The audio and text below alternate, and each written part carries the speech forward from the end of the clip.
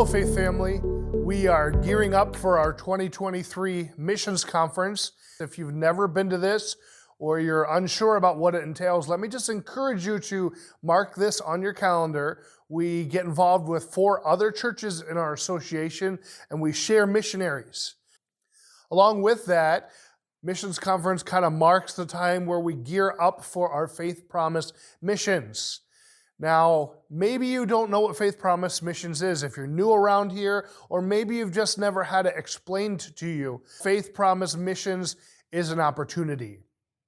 It's an opportunity for every mom and dad, every boy and girl, every grandma and grandpa, every person connected with our church. It's an opportunity for them to step out in faith and trust God and see what God will do.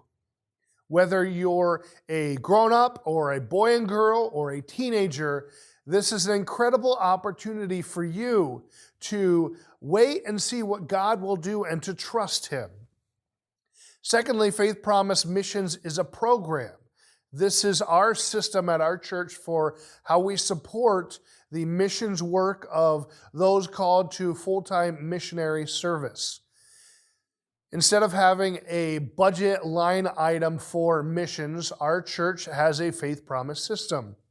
And so every year, towards the end of the year, we have the Faith Promise emphasis, and we'll probably have a Faith Promise Sunday. And we hand out little Faith Promise cards. And we ask everybody connected with our church to consider what they might be able to do for global missions. Whether it be a monthly amount or whether it be an annual sum, we ask you to pray, and we ask you to step out by faith to consider committing to join as a faith family in supporting what God's doing through our supported missionaries. And in that, you have both the sides of that, the faith and the promise. It might take some faith. Maybe it means you're going to trust God when the budget is tight. Maybe it means you're going to refrain from that extra caribou or the stop at Jitter's Coffee one time a week so that you can give money to missions. That's the faith part. The promise part is you're going to make that commitment in faith.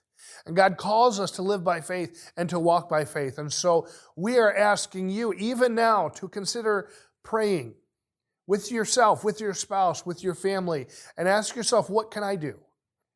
So at the end of the year, our deacons will tabulate the money that was promised for Faith Promise, and that's how we set our missions budget for the next year.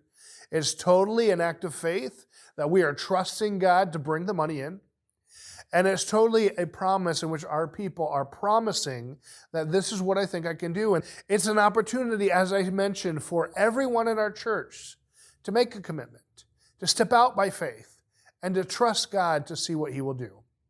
So let me encourage you and challenge you, even now, to start praying. And think about our Faith Promise missions and ask yourself, what could you do? What could you give sacrificially to the Lord so that we can accomplish gospel ministry through our church and through our ministry partners around the world?